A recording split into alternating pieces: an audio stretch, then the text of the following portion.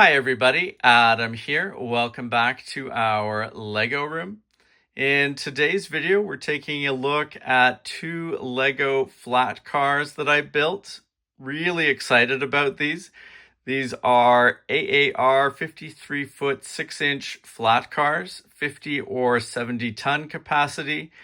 Each set contained 438 pieces, and the designer of this amazing flat car is Glenn Holland.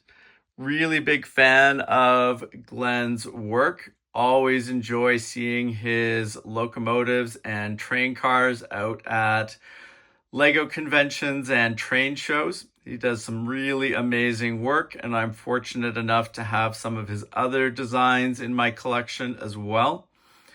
When I saw these flat cars come available as part of a limited set run, I knew I needed to jump in right away.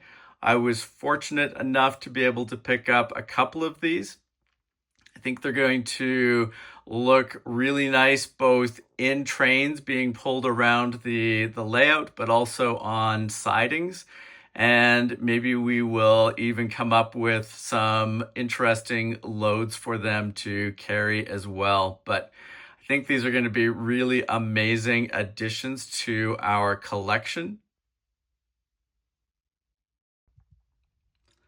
Now, one of the first things that really catches my eye looking at the finished builds here is the excellent printing on the side panel bricks. Adds a lot. We've got the rail line there, the number for the car, a lot of other interesting little text details which recreate what you would see on or what you could see on the side of a train car like this in real life. Really appreciate all of those details, adds a lot to the build. And, in general, I feel like printing on bricks like this just really ups the quality, feel, and the overall impressiveness of the model. So really appreciate that addition, and also really appreciate the fact you can see here the car number there is actually different from the car number back there on the other one. All the other text is the same, but I think that is a really cool extra little detail and finishing touch that just makes these spectacular looking flat cars. Next up, if we look at the ends of the cars here, you'll see they're making use of the brick model railroader KD couplers.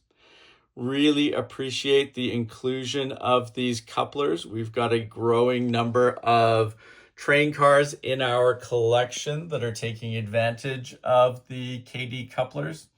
So nice to have two additional cars with that means of connection, and that'll just help them with getting integrated into our layout.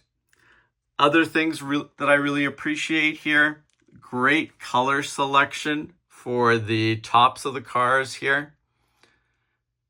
I think the brown and then the, going into the black really helps sell these. I think they look amazing and a really nice comparison against the real life counterpart.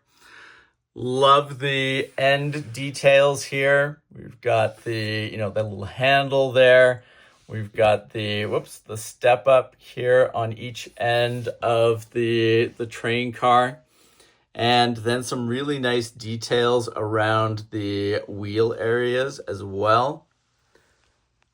It's only one little bit. There's like a little wrench piece that goes on each side here.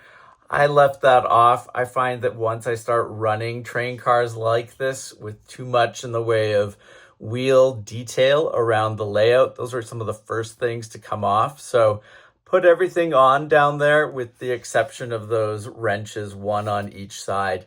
Don't think you notice too much as it's, you're looking at it from a distance and it's moving around the layout.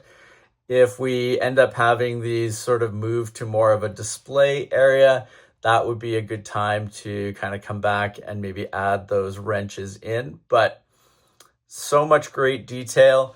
Really appreciate all of that. Now it's worth noting, so let's just turn this around so you can see the other side. Basically, the other side of each of these is just a mirror image, all the same details. Same details on the wheels, all the great text all the way along there. Even though it was a relatively simple build to put together, really did appreciate the techniques that Glenn used throughout.